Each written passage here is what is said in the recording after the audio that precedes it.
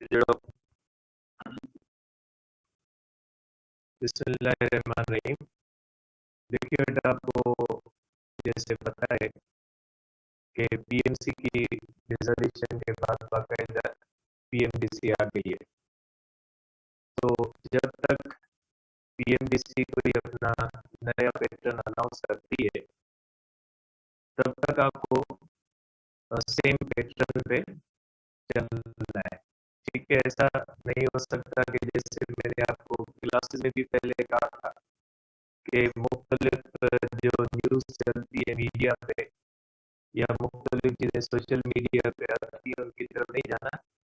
आपने सिंपली फिलहाल जो है वो एसटीपी को ही फॉलो करना है और पूरे एसटीपी को पढ़ना है, क्योंकि पीएमडीसी आने के बाद ये जो सारे इख्तियारात हैं जो भी टेस्ट लेने के, ये सब चले गए प्रोविंसेस के पास।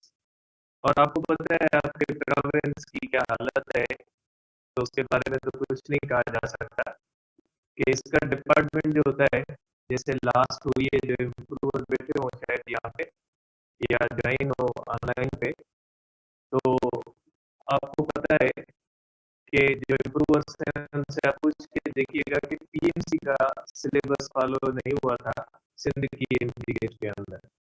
तो इसकी कोई गारंटी और वारंटी नहीं होती कि यहाँ पे अगर कोई सिलेबस पीएमडीसी चले, पीएमडीसी सेम पैटर्न यही कंटिन्यू करती है, तो भी इसकी कोई गारंटी नहीं होती कि यहाँ पे कोई चीज फॉलो होगी।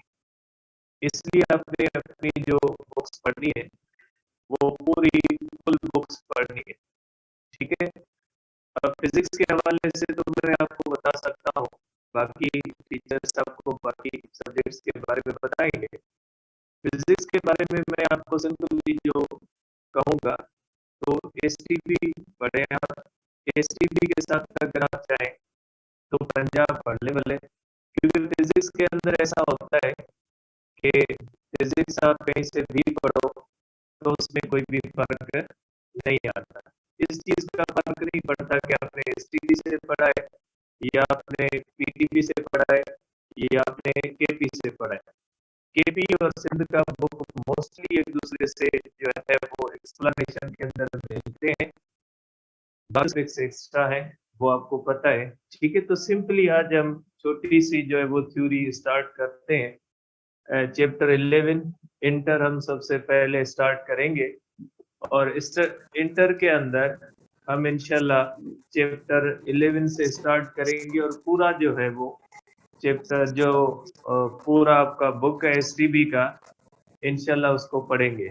और इसके साथ अगर मुझे कोई ऐसी चीज महसूस होती है जो पीएमसी के सिलेबस, पुराने पीएमसी के सिलेबस में एसटीबी में नहीं है, तो मैं एहतियात के तौर पे आपको वो चीज भी बता दूंगा, क्योंकि इस मुल्क के अंदर कोई अनसर्टेनिटी है नहीं। कल अगर कोई गवर्नमेंट नहीं आ जाती है और वो कोई चेंज ले आती है कि वापस पीएमसी आ जाती है, तो आपके लिए कोई इशू ना हो। इसलिए हम इन सब चीजों को जो है वो देखते हैं कि किस तरह से होंगे। बेटा देखिए बेटा, चैप्टर 11 है। चैप्टर 11 के अंदर हम पढ़ेंगे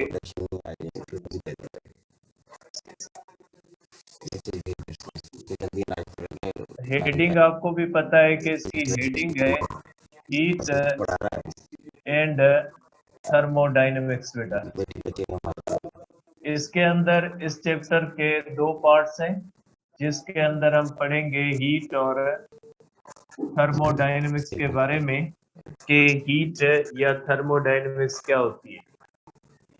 देखिए बेटा, आपको पता है कि सिंपल सी एक स्टेटमेंट हम पढ़ते हैं जिसके अंदर हम ये बात पढ़ते हैं कि heat is a form of energy. हम कहते हैं कि हीट क्या होती है बेटा, heat is a form of energy. बेटा ये एक सिंपल सी एक स्टेटमेंट है, heat is a form of energy. ठीक है, इसके अंदर हम ये देखते हैं कि बेटा heat is form of energy. अब ये अगर एनर्जी है तो ये किस फॉर्म की एनर्जी है, सबसे पहले ये बात हमारे माइंड में आती है कि ये किस तरह की एनर्जी है।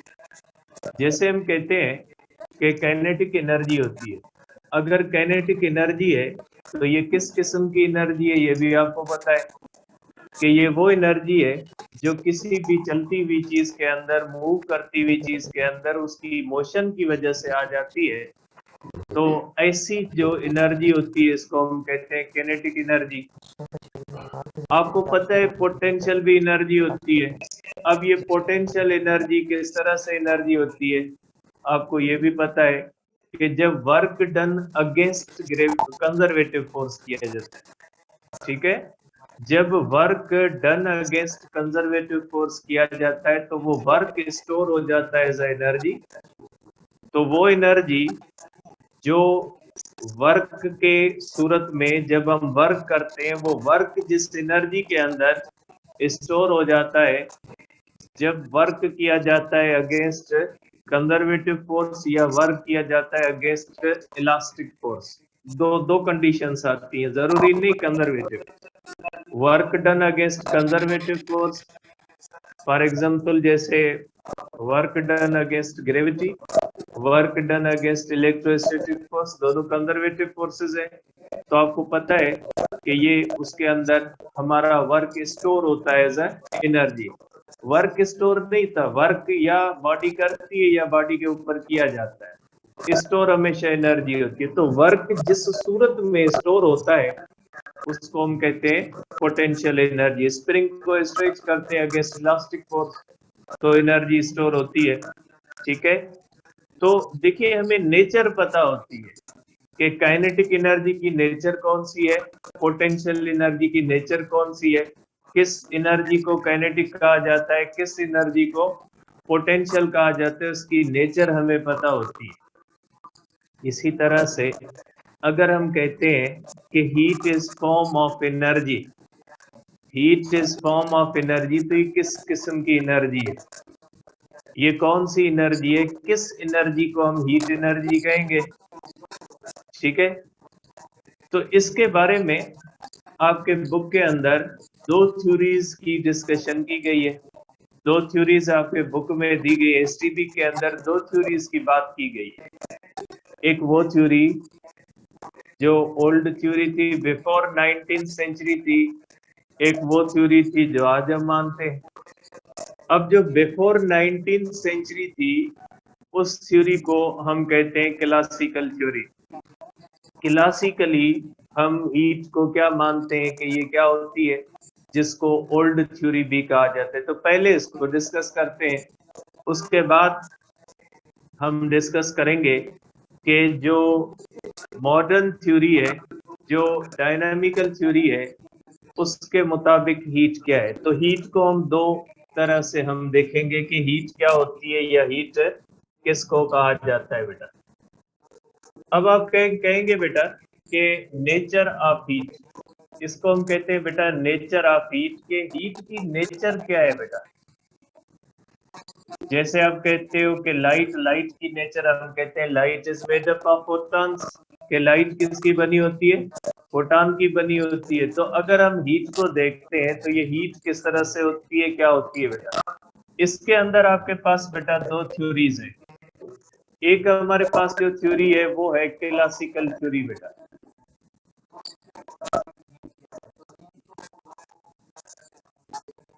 क्लासिकल थ्योरी या इसको हम कहते हैं बेटा कैलोरिक थ्योरी।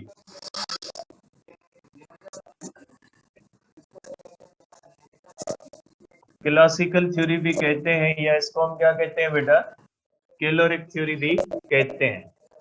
अब इस थ्योरी की मेन बात क्या है, ये थ्योरी क्या कहती है, देखिए बेटा ये थ्योरी कहती है कि हीट इज फ्लूइड, हीट एक किस्म का फ्लूइड है।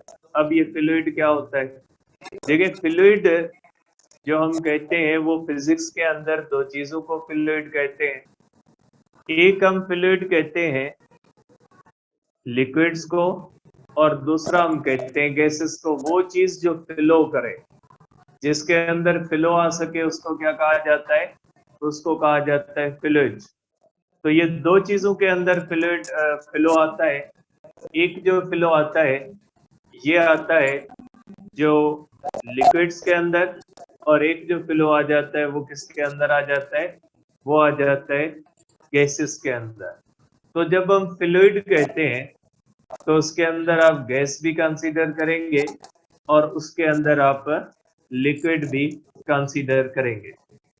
तो इस थ्योरी के मुताबिक हीट को एक किस्म का फ्लूइड माना जाता था और ये कहा जाता था कि ये हर बॉडी के अंदर मौजूद है, चाहे वो लिविंग बॉडी हो चाहे वो नॉन लिविंग बॉडी हो, ये हर चीज के अंदर मौजूद होता है। जैसे ब्लड हर जिंदा इंसान के अंदर फ्लो करता रहता है और हर जिंदा इंसान के अंदर ब्लड मौजूद होता है, इसी तरह से कहा जाता था कि फ्लूइड मौजूद है और ये फ्लूइड हर चीज के अंदर मौजूद है, चाहे वो लिविंग हो चाहे वो नॉन लिविंग, इसको एक फ्लूइड माना जाता था। ठीक है, अब इसकी प्रॉपर्टीज बाद में डिस्कस करते हैं, पहले आप इसकी डेफिनेशन लिख लें कि ये होता क्या है बेटा।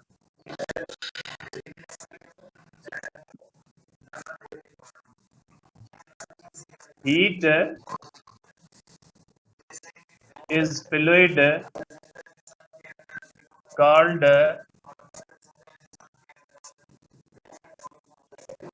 caloric।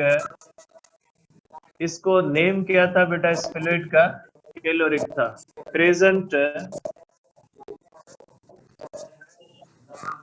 In every material body, every में सब आ जाती है, लिविंग एंड नॉन लिविंग सब आ जाती है। ठीक है, ये बेटा हीट एक किस्म का फ्लूइड माना जाता था जिसके बारे में कहा जाता था कि ये हर चीज के अंदर मौजूद है। जब कोई चीज किसी भी चीज के अंदर हर वक्त मौजूद होती है तो हम कहते हैं कि ये इसकी प्रॉपर्टी होती है। ठीक है, एक चीज वो चीज होती है जो किसी भी बॉडी के अंदर हर वक्त मौजूद नहीं होती। जैसे आप काइनेटिक एनर्जी देखें, काइनेटिक एनर्जी हर वक्त तो किसी चीज के अंदर मौजूद नहीं होती। पोटेंशियल एनर्जी भी देख ले कि जरूरी नहीं है हर बॉडी के अंदर हर वक्त पोटेंशियल एनर्जी मौजूद हो, लेकिन जो बंदे जमीन के ऊपर है, जो चीजें जमीन के ऊपर है उसके बारे में आप नहीं कह सकते कि उसके अंदर हर वक्त पोटेंशियल एनर्जी, इवन अगर आप सरफेस ऑफ अर्थ पे हो तो भी आपके अंदर पोटेंशियल एनर्जी है, क्योंकि आप ग्रेविटेशनल फील्ड के अंदर मौजूद है। फील्ड के अंदर एनर्जी होती है, हमने डिस्कस किया हुआ है कि फील्ड के अंदर जो है वो एनर्जी होती है। आप जब इलेक्ट्रिक फील्ड के अंदर कोई चार्ज मौजूद होती है, ग्रेविटेशनल फील्ड के अंदर जब मास मौजूद होता है तो उसके अंदर एनर्जी होती है।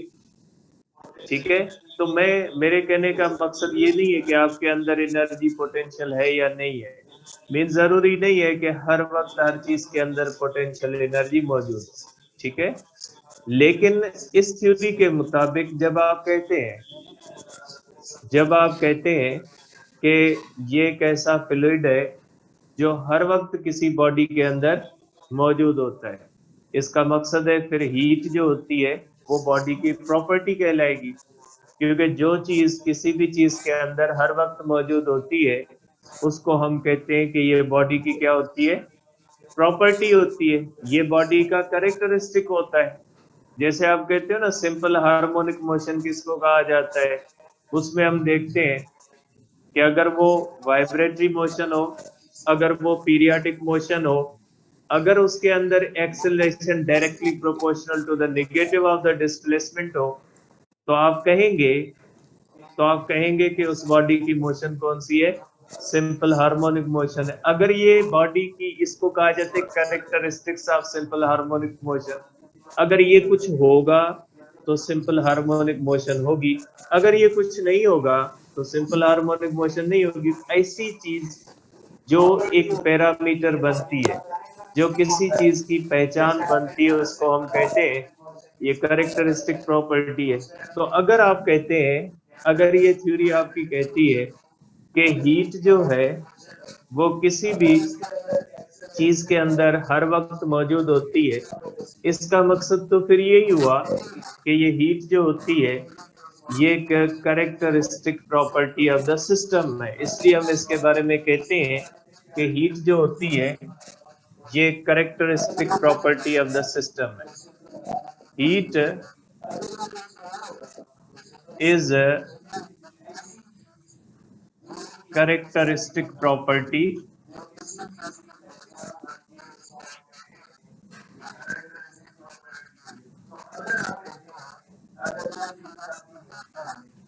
कैरेक्टरिस्टिक प्रॉपर्टी ऑफ सिस्टम, इस थ्योरी के मुताबिक। ठीक है, अब ये जो हम कहते हैं बेटा, इसके बाद हम करेंगे प्रॉपर्टीज ऑफ कैलोरिक बेटा, कि ये जो कैलोरिक था इसकी प्रॉपर्टीज क्या होती है बेटा।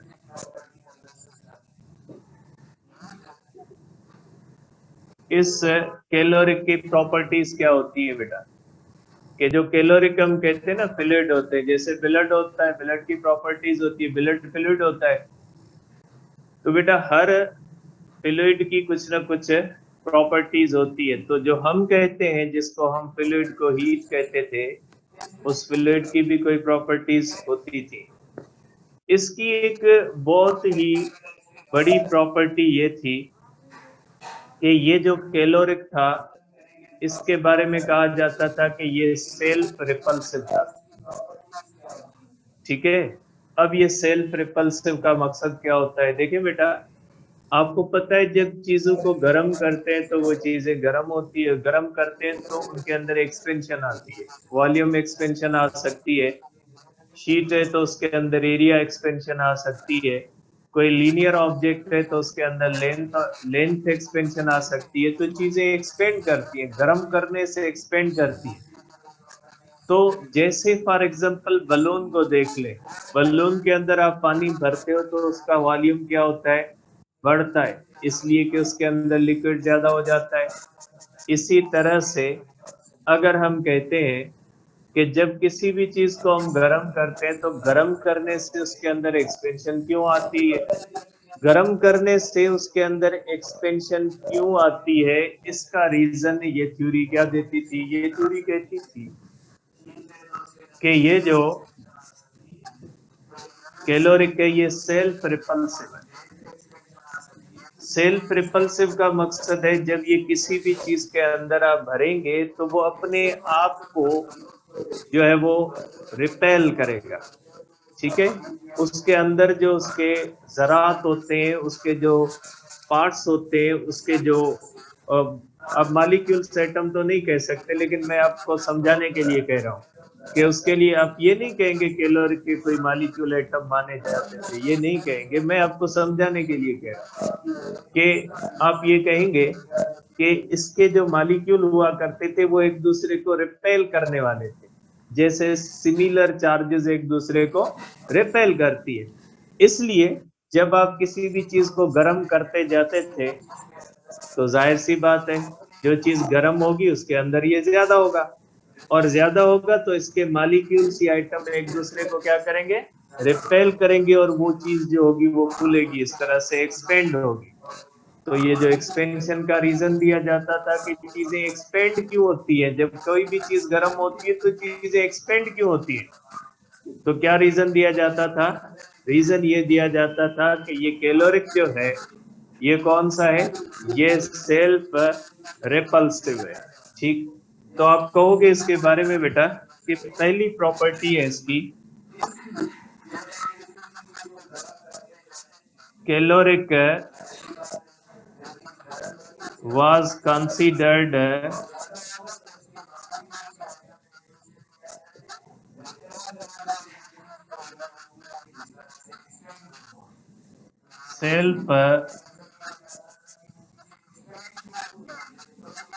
self repulsive fluid बेटा। ठीक, अब इसके अंदर थोड़ी एडिशन कर दें। Heat is characteristic property of system. Hot bodies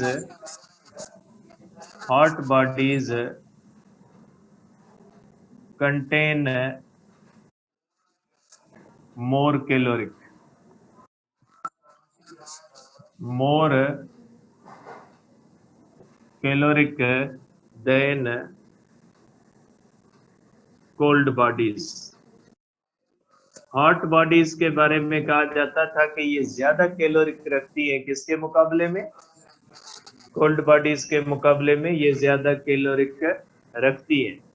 इसलिए जिसके अंदर कैलोरिक ज्यादा हो जाता है उसके अंदर सेल्फ रिपल्शन आ जाती है। आप ये कह सकते हैं, इसको आप इस तरह से कह लें कि जैसे किसी भी दो चीजों के ऊपर एक जैसी चार्ज आने से वो चीजें एक दूसरे को रिपेल करती है। आप समझें कि किसी चीज के अंदर ये फ्लूइड आने से उसके मॉलिक्यूल्स में रिपल्शन पैदा होती है और नतीजा ये निकलता था कि मॉलिक्यूल्स के दरमियान इंटरमॉलिक्यूलर स्पेसिंग बढ़ने से, ठीक है, उनकी साइज बढ़ जाती है। ठीक है, एक पॉइंट ये थी। दूसरी पॉइंट ये थी बेटा कि कैलोरिक के बारे में ये कहा जाता था,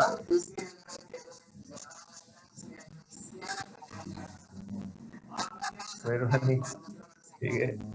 तो देखिए, अब ये बंदे बोल रहे हैं जो कंट्रोल कर रहे हैं कि आज इंट्रोडक्टरी क्लास थी, इससे आगे नहीं जाएं, ठीक है। तो इसलिए इंशाल्लाह जो है वो कल जो है वो इसे आगे चलते हैं या फिर वापस पीछे से जो है वो शुरू करेंगे इंशाल्लाह, ठीक है।